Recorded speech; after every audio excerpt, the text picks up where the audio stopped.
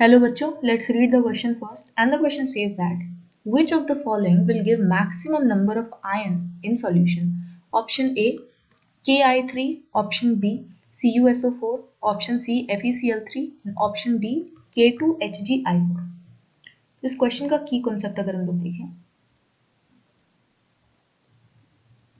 It will be कि dissociation क्या होता है. डिसोसिएशन बेसिकली तब होता है कि जब एक कंपाउंड टूट के अपने कॉन्स्टिट्यूएंट पार्टिकल में हमें मिले. ठीक है, जैसे कि अगर हम इसकी डेफिनेशन लिखें तो dissociation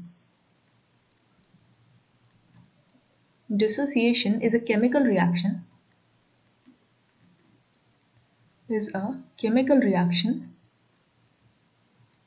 where a compound breaks into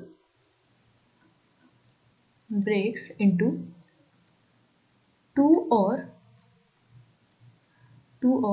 more components.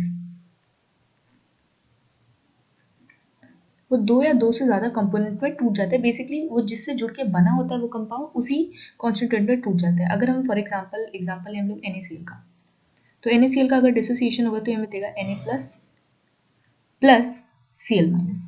इसी से जुड़ के बना था तो इसी में टूट गया, तो ये NaCl का डिसोसिएशन हो गया.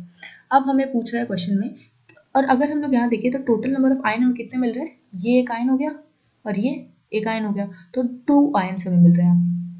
और हमें क्वेश्चन में पूछा है कि मैक्सिमम नंबर ऑफ आयन हमें कौन से वाले ऑप्शन में मिलेगा. तो एक एक करके सारे ऑप्शन चेक करते हैं. तो पहले का डिसोसिएशन Ki3, इसका डिसोसिएशन होगा तो ये हमें क्या देगा K प्लस I3 माइनस, कितने हो गए 2 आयन. नेक्स्ट है हमारे पास CuSO4, इसका डिसोसिएशन होगा तो हमें मिलेगा कॉपर 2 प्लस SO4 2 माइनस. इसमें भी दो ही आयन मिल रहे हैं, 2 ions. Option C will be FeCl3, तो ये हमें देगा डिसोसिएशन के बाद Fe3 प्लस 3Cl माइनस. तो हमें यहाँ पे कितने आयन मिल गए, 4 आयन मिल रहे हैं, 4 आयन्स. 3 क्लोरीन मिल रहा और 1 आयरन मिल रहा है.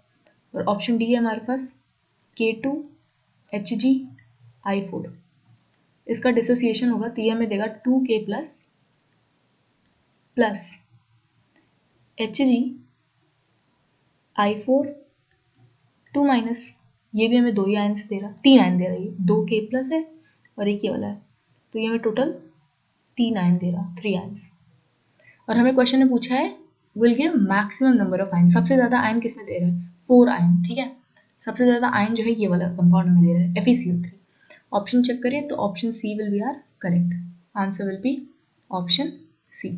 I hope you like the explanation of this particular question. Thank you and all the best.